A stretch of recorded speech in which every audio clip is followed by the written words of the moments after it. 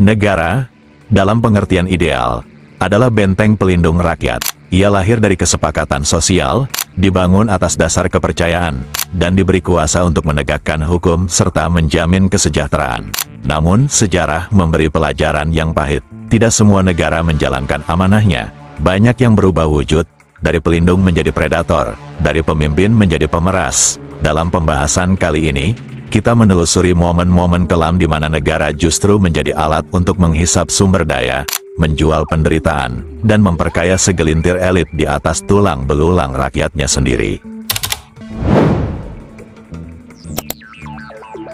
Abad ke-19, Hindia Belanda, kini Indonesia, merupakan koloni yang secara ekonomi dijadikan sapi perah oleh pemerintah Belanda. Pada tahun 1830, sistem kultur stelsel atau tanam paksa diperkenalkan oleh Gubernur Jenderal Johannes van den Bos. Tujuannya sederhana, menyelamatkan kas Belanda yang kosong pasca perang. Caranya brutal, memaksa petani Jawa menanam tanaman ekspor seperti kopi, gula, nila, dan teh, bukan beras untuk makan sendiri.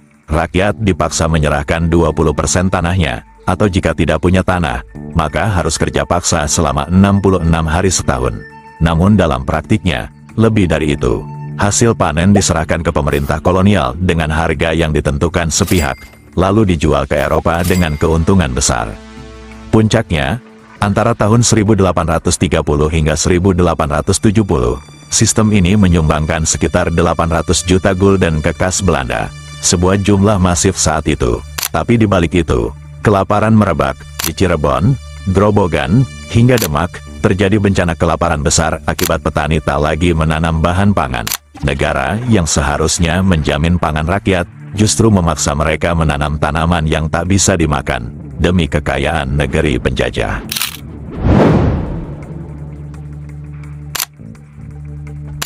Di akhir abad ke-18, kerajaan Prancis hidup dalam dua dunia yang sangat bertolak belakang.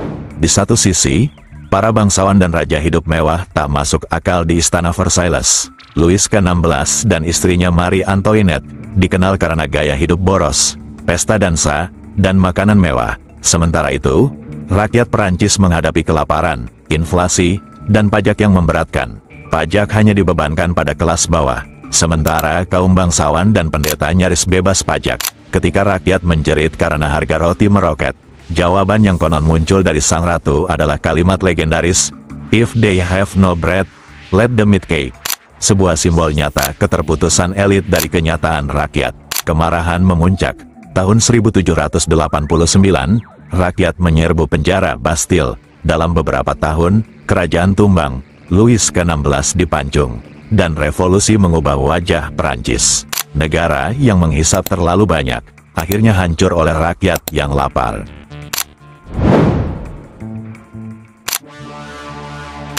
Uni Soviet awal tahun 1930-an. Di bawah kekuasaan Joseph Stalin, kebijakan kolektivisasi pertanian dipaksakan secara brutal. Petani harus menyerahkan ladangnya kepada negara, dan hasil panen dikontrol total oleh pemerintah pusat. Di Ukraina, yang dikenal sebagai lumbung gandum Soviet, jutaan ton biji-bijian disita oleh pemerintah. Bahkan saat gagal panen melanda, Stalin tetap memaksa kuota hasil pertanian dikirim ke Moskow dan luar negeri. Akibatnya, jutaan warga Ukraina mati perlahan karena kelaparan ekstrim. Antara 3 hingga 7 juta orang tewas dalam Holodomor. Banyak dari mereka mati dengan gandum tersimpan di gudang-gudang yang dijaga tentara. Ini bukan kelaparan karena bencana alam. Ini adalah kelaparan yang dirancang dan dipelihara. Negara menciptakan bencana sebagai alat pengendalian. Mereka yang melawan kolektivisasi akan dibunuh oleh kelaparan itu sendiri. Di sini, negara bukan hanya gagal melindungi, ia menjadi pembunuh massal. Romawi kuno, khususnya pada masa kekaisaran yang mulai membusuk yaitu abad ketiga dan keempat Masehi, mengalami kondisi yang mencerminkan negara predator. Pajak diberlakukan ke seluruh pelosok kekaisaran dalam jumlah yang kian tak masuk akal. Bahkan warga pedesaan dipaksa membayar dalam bentuk hasil bumi, tenaga kerja, atau uang logam yang mulai kehilangan nilai karena inflasi. Untuk memenuhi tuntutan militer dan gaya hidup elit di Roma, rakyat di provinsi-provinsi dijadikan mesin pajak. Petani kehilangan tanah, harus menyerahkan anak sebagai budak pajak, dan desa-desa bangkrut. Negara tak lagi menjaga rakyat, tapi menjadi beban hidup rakyat itu sendiri. Sejarawan Yunani, Zosimus, mencatat bahwa sistem perpajakan Romawi menjadi penyebab langsung runtuhnya kekuasaan mereka karena rakyat lebih memilih menyerah kepada penjajah barbar daripada hidup di bawah pajak negara sendiri. Negara yang terlalu serakah menghancurkan dirinya sendiri dari dalam.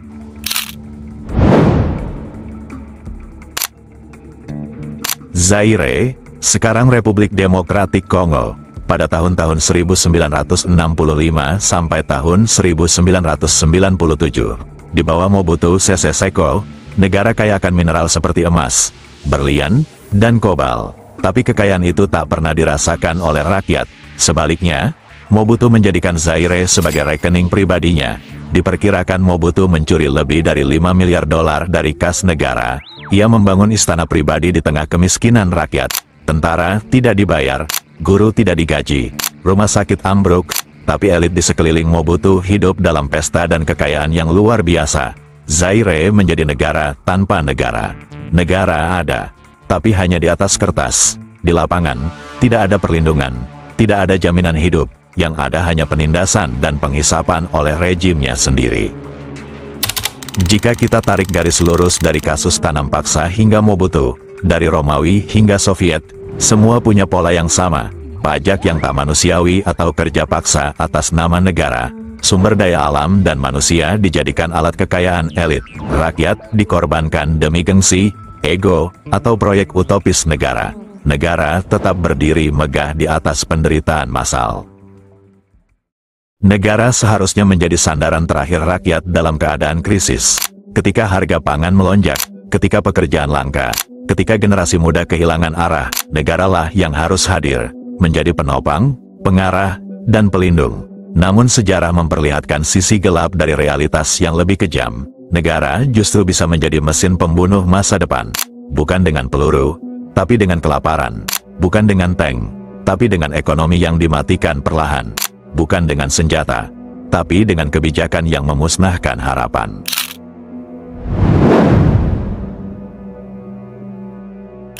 Di sudut timur Asia, berdiri sebuah negara dengan sistem politik yang memuja satu nama, Kim. Korea Utara adalah negara yang secara resmi menutup diri dari dunia luar, namun secara tidak resmi, menutup harapan hidup rakyatnya sendiri. Selama dekade 1990-an, Korea Utara mengalami kelaparan besar-besaran yang dikenal sebagai Arduous March. Ratusan ribu, bahkan jutaan, orang meninggal karena kelaparan. Sementara negara justru memperkuat senjata nuklir dan menggelar parade militer untuk menunjukkan kekuatan kosong di mata dunia. Laporan saksi menyebutkan warga memakan rumput, kulit pohon, bahkan daging manusia untuk bertahan hidup. Tapi di layar televisi negara, rakyat digambarkan tertawa bahagia menyambut kebijakan Kim Jong-il. Rakyat dibiarkan mati perlahan. Bukan karena negara tidak punya sumber daya, tapi karena semua sumber daya difokuskan untuk menjaga ilusi kekuasaan. Di Korea Utara, negara bukan hanya abai. Negara adalah Tuhan, dan rakyat adalah korban sesat.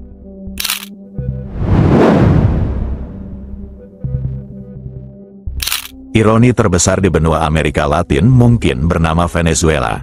Negara ini memiliki cadangan minyak terbesar di dunia, bahkan lebih besar dari Arab Saudi. Tapi pada awal tahun 2010-an, negara ini jatuh ke jurang kehancuran ekonomi akibat mismanajemen, korupsi, dan ketamakan elit politik. Inflasi melonjak hingga jutaan persen. Uang menjadi tidak berharga, tidak cukup untuk beli sebutir telur. Supermarket kosong, rumah sakit kehabisan obat. Orang tua rela berjalan kaki puluhan kilometer demi satu kantong beras. Tapi sementara itu, elit di sekitar Nicolas Maduro hidup dalam zona aman penuh perlindungan dan makanan mewah. Sementara rakyat mencari makanan di tempat sampah. Negara menyalahkan perang ekonomi dari Amerika dan menggelar kampanye nasionalisme. Negara tidak buta, ia hanya pura-pura buta, karena yang lapar bukan keluarganya.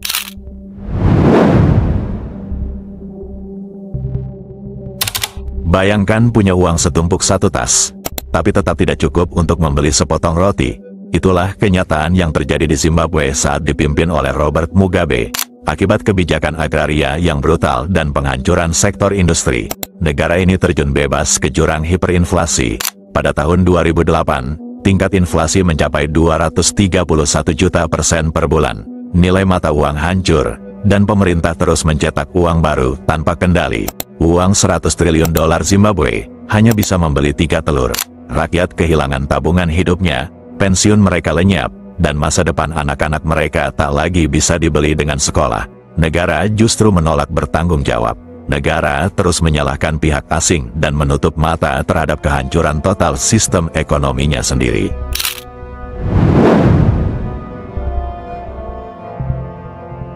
Pada tahun 2001, Argentina mengalami krisis ekonomi brutal. Nilai tukar anjlok, investor lari, dan pemerintah panik. Dalam kondisi kacau ini, negara mengambil langkah drastis, menutup akses rakyat terhadap tabungan mereka sendiri.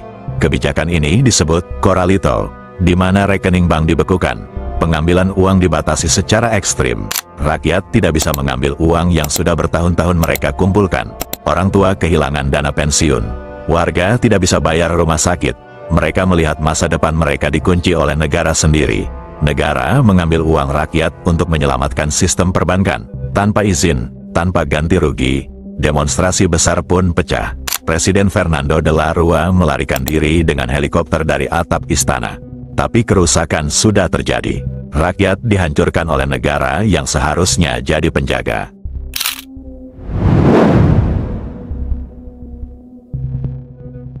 Setelah invasi Amerika Serikat pada 2003, Irak tidak hanya kehilangan Saddam Hussein, negara ini juga kehilangan kedaulatannya.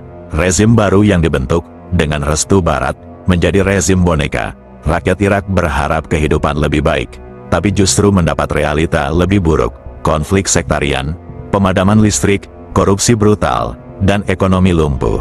Ratusan miliar dolar hasil ekspor minyak mengalir, tapi tak pernah sampai ke rakyat. Infrastruktur tak dibangun, rumah sakit tak berfungsi, dan rakyat hidup dalam bayang-bayang ledakan bom. Negara dijalankan untuk kepentingan luar. Irak menjadi panggung perang proksi, bukan tempat hidup yang layak bagi rakyatnya sendiri. Di sini, negara bukan lagi milik rakyat, ia telah dijual ke pihak asing dengan harga yang tak sebanding dengan nyawa. Banyak negara di dunia ketiga memilih anggaran militer yang tinggi, jauh lebih besar dari anggaran pendidikan dan kesehatan. Negara seolah lebih takut pada ancaman dari luar, ketimbang ancaman kebodohan dan penyakit yang nyata di depan mata. Nigeria, misalnya, mengalokasikan belanja militer yang terus meningkat, sementara akses terhadap pendidikan dasar masih tertinggal. Pakistan berinvestasi besar-besaran pada senjata nuklir dan pertahanan, tapi masih memiliki angka buta huruf tinggi dan sistem kesehatan yang rapuh. Yaman, yang terus berperang, menyisakan jutaan anak tanpa gizi cukup dan pendidikan. Negara mempersenjatai diri untuk menghadapi musuh, tapi membiarkan rakyatnya sendiri tumbang karena malnutrisi, penyakit, dan ketidaktahuan. Negara tidak selalu membunuh dengan cara frontal, ada cara yang lebih dingin, lebih perlahan, dan lebih kejam, yaitu membiarkan anak kelaparan, membiarkan ibu kehilangan harapan, membiarkan rakyat mengemis hak yang seharusnya dijamin oleh negara. Dan ketika negara menjadi pembunuh diam-diam, rakyat mati bukan karena takdir, tetapi karena pengkhianatan. Sejarah sudah membuktikan, dan tugas kita adalah mengingat, mencatat, dan mewaspadai, karena neraka bisa datang dalam bentuk negara yang sah.